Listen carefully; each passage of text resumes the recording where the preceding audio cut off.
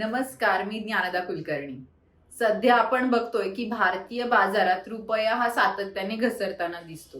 अगदी आपण पाहिलं की 90.78 इतका ऐतिहासिकरित्या हा रुपया घसरलेला आहे. याचं कारण काय असू शकतं बरं? तर सध्या आपण पाहतोय की भारतीय बाजार आणि अमेरिकन बाजार याच्यामध्ये असंख्य उलाढाली होत आहे. त्यातच ट्रेड अग्रीमेंट म्हणजे भारतीय आणि अमेरिकन बाजार यांच्यामध्ये जे अग्रीमेंट होणार होतं, यांच्यामध्ये जो प्लॅन ठरला होता तो अजूनही आपण पाहतोय की टॅरिफ्सच्या कारणांमुळे जास्तीत जास्त तो लांबत चाललेला आहे. याच्यामुळे भारतीय बाजारामध्ये एक प्रकारचा तणाव निर्माण झालेला आहे आणि याच कारणामुळे भारतीय बाजार आणि भारतीय रुपया हा अमेरिकन डॉलरच्या तुलनेमध्ये घसरत चाललेला आहे. सध्या अॅनालिस्ट जे आहेत त्यांचं म्हणणं असं आहे की तो 91 ते 93च्या दरम्यान सुद्धा जाऊ शकतो.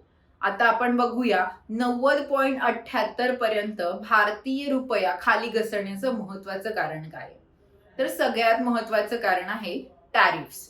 जे भारतावरती लावले गेलेले टॅरिफ्स आहेत त्या कारणामुळे भारतीय रुपया हा सातत्याने घसरत चाललेला आहे. जितका अमेरिकन डॉलर हा अधिक अधिक स्ट्रॉंग होत जातो, त्यांचा जो अमेरिकन इकॉनॉमी म्हणतो आपण ती अधिक अधिक स्ट्रॉंग होत जाते, तितकं भारतीय रुपया हा खाली खाली घसरत जातो. याचं सगळ्यात महत्वाचं कारण म्हणजे इम्पोर्ट आणि एक्सपोर्ट मधला जो फरक आहे, जी तफावत आहे, त्याच्यामुळे हा परिणाम भारतीय रुपयामध्ये होतो.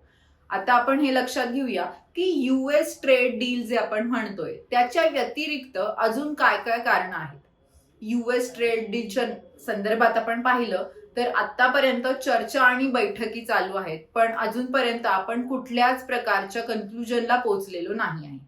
त्याच्यानंतर दुसरी गोष्ट झाली ते म्हणजे मेक्सिकोनी 50% टॅरिफ हे भारतावरती लावलेलं आहे. हे पण एक कारण आहे की भारतीय रुपया सातत्याने घसरत आहे. या संदर्भात असं म्हणलं गेलं आहे की प्रिफरेन्शियल ट्रेड अग्रीमेंट हे जास्त सोपं आहे आणि हे घडवलं गेलं तर FTA म्हणजे फ्री ट्रेड अग्रीमेंटला लागणारा जो वेळ आहे तो कमी करून एक खास मेक्सिकोसाठी आपण जर काही ट्रेड डील काही प्रॉपर प्लॅनिंग करू शकलो तर नक्कीच या 50% टॅरिफ मध्ये कमी येऊ शकते. यानंतर अजून एक महत्वाची गोष्ट जी आपण बघतोय ते म्हणजे FIIs इन्व्हेस्टमेंट.